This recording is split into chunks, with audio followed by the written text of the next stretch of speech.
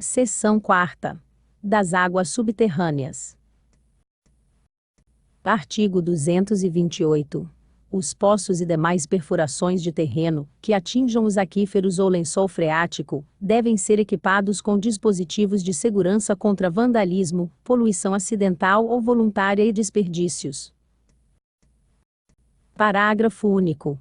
Os poços desativados devem ser adequadamente tamponados, de acordo com as técnicas vigentes, pelos responsáveis, ou na impossibilidade da identificação destes, pelos proprietários dos terrenos onde estiverem localizados. Artigo 229.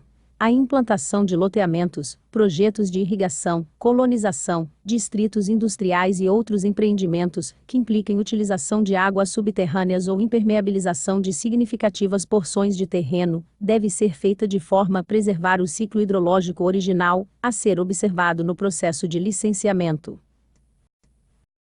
Parágrafo 1º. Fica expressamente proibido qualquer atividade/empreendimento que promova o processo de salinização de aquífero. Parágrafo 2º.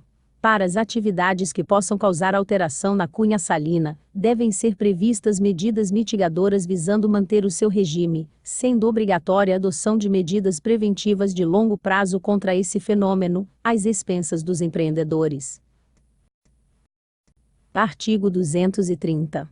Os aquíferos em condições críticas serão definidos pelo Conselho Estadual de Recursos Hídricos CERH, mediante resolução. Parágrafo 1º. A indicação de aquíferos, que tenham perfil para serem definidos como em condições críticas, deve ser feita pelo órgão estadual de meio ambiente, pelas concessionárias de serviços de saneamento e demais instituições, que possuam informações sobre a situação dos aquíferos.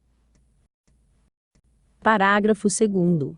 A indicação deve ser encaminhada ao Conselho Estadual de Recursos Hídricos CERH, o qual deve fazer juízo a respeito do pedido com vistas a decidir sobre a publicação de resolução. Artigo 231. Nos casos de aquíferos em condições críticas, assim considerados pelo CERH, compete à Fátima, com posterior homologação do CONSEMA, estabelecer restrições ambientais visando, no mínimo, não acentuar o comprometimento da disponibilidade hídrica em quantidade ou qualidade, cabendo ao órgão gestor dos recursos hídricos estabelecer medidas de recuperação. Artigo 232. Pode ser exigido estudo de aquífero no licenciamento ambiental de atividades consumidoras de águas subterrâneas, que provoquem interferências significativas na sua qualidade e quantidade. Artigo 233. Cabe à Fátima definir a metodologia e o conteúdo dos estudos de aquífero, juntamente com o Conselho Estadual de Recursos Hídricos CERH. Artigo 234. Nos processos de licenciamento ambiental, sempre que utilizadas, devem ser indicadas as fontes de água subterrânea. Artigo 235. Compete ao Poder Público Estadual manter programas permanentes de proteção das águas subterrâneas, visando seu aproveitamento sustentável e a adoção de medidas preventivas em todas as situações de risco à sua qualidade. Parágrafo 1º. Os órgãos ambientais competentes devem utilizar técnicas eficazes e atualizadas para o cumprimento das disposições previstas no caput, mantendo os programas organizados e disponíveis aos interessados. Parágrafo 2º. A vulnerabilidade dos aquíferos deve ser prioritariamente considerada na escolha da melhor alternativa de localização de atividade/empreendimento de qualquer natureza. Parágrafo 3º. Os programas permanentes de proteção das águas subterrâneas devem, onde houver planos de bacia hidrográfica, constituir subprogramas destes, considerando o ciclo hidrológico na sua integralidade. Parágrafo 4º. Qualquer pessoa que perfurar poço profundo no território estadual, deve fazer seu cadastramento no órgão competente, mantendo completas e atualizadas as respectivas informações. Parágrafo 5º. As áreas de proteção de poços utilizados para abastecimento público devem ser delimitadas e averbadas em cartório nas áreas urbanas e de alta concentração industrial.